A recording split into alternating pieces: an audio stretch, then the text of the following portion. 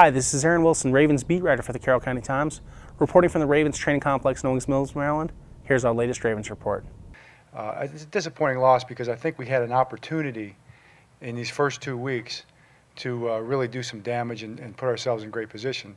We're playing two, playoff teams on the road to start the season in the conference right out of the gates. And if we would have been able to get off to a 2-0 start, it would have given us a big leg up. It was a poor performance against a good defense. Let's not forget that the Bengals have a good defense with Mike Zimmer coaching them, and with some good corners in Jonathan Joseph and Leon Hall, and also Adam Jones, who really looks like he's resurrecting his career with the Bengals after a lot of off-field problems. We just didn't do the things we needed to do to win this game, and the reasons are really obvious. I mean, it's not hard to figure out what cost us, the game per se, but we told our guys we want to get better at everything. The things that we consider that we're doing really, really well, we want to get better at that. So red zone defense is something that we're doing well, but we're not satisfied with that. We need to get better on red zone defense, just like we do turnovers and everything else. From a coaching perspective, you try to coach your guys. We've talked about this before with penalties, right?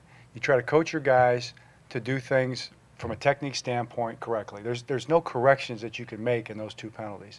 I mean, those guys did exactly what they were asked to do within the rules of the game. I thought they did it perfectly well. Ray got cut.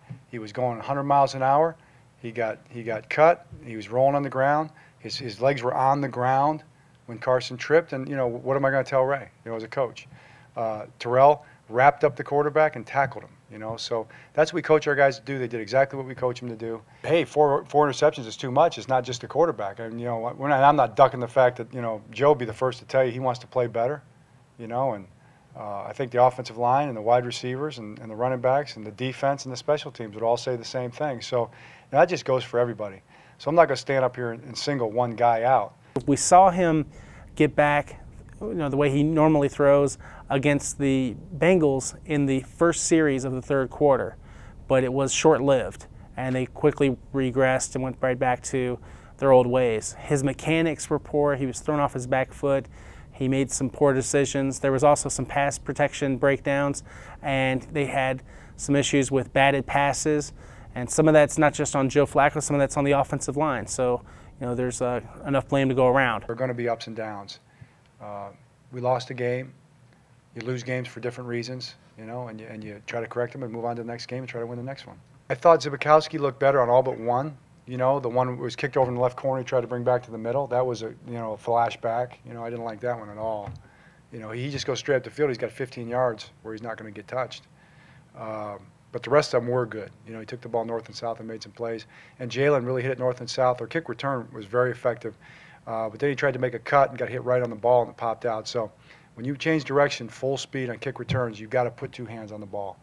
And he knows that. But I thought they both did okay. I've heard coaches say you can't have too many cornerbacks, and it's probably true. The thing it's going to give us, and I think you throw the safeties in the mix, Ken, Haruki, Zibby, on top of Dwan, but those guys really give us a lot of flexibility with our packages. So we're going to be able to put a lot of defensive backs on the field and run different pressure packages and different coverage packages that are going to be tough for people to identify. So that'd be a plus for us.